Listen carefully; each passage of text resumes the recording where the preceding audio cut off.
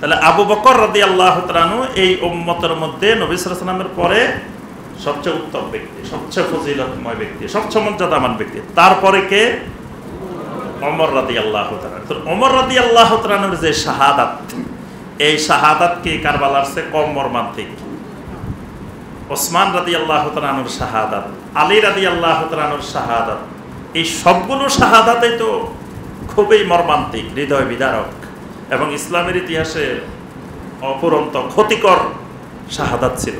অর্থাৎ মূল কথা হলো, ইসলামের ইতিহাসে যতগুলো এরকম মর্মান্তিক শাহাদাত হয়েছে, নবী সাল্লাল্লাহু আলাইহি ওয়াসাল্লাম কোন শাহাদাত কেন্দ্রিক শাহাদাত দিবস, শহীদ দিবস, এরকম দিবস নবী সাল্লাল্লাহু আলাইহি ওয়াসাল্লাম পালন করেন নাই, সাহাবায়ে কেরাম করেন নাই, তাবেঈনে কেরাম করেন নাই, তাবেঈনে কেরাম করেন নাই।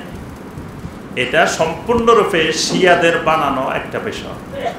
তারা এই আশুরার সাথে সম্পৃক্ত করে, আশুরার মূল ঘটনাটাকে বিকৃত করে তারা আপনার সম্পূর্ণরূপে ওই কারবালার ঘটনাটাকে সামনে এনে এবং শুধুমাত্র এই হোসাইন রাদিয়াল্লাহু তাআলা আনহুকে সামনে এনে এবং ইয়াজিদের বিষয়টা সামনে এনে তারা এটার ব্যাপারে সীমা লঙ্ঘন করে আমাদের সুন্নিদেরকেও আহলুস সুন্নাহর মধ্যেও খাওয়াই দিছে, ঢুকে দিতে তারা সক্ষম হয়েছে যে কারবালা আশুরা মানি কারবালা, অথচ কারবালা এক জিনিস, আশুরা ভিন্ন জিনিস। আশুরা হলো কোরআন হাদিসের জিনিস আর কারবালা হলো ইসলামের ইতিহাসের জিনিস।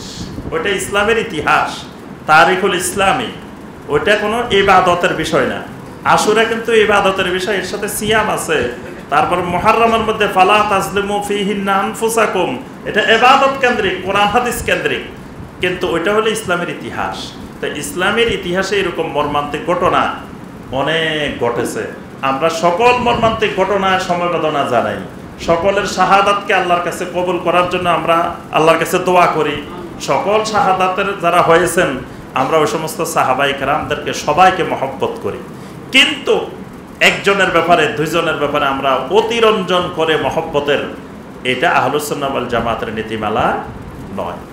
আরেকটা বিষয় সর্বশেষ আমি যেটা বলে খুতবা শেষ করবো, সেটা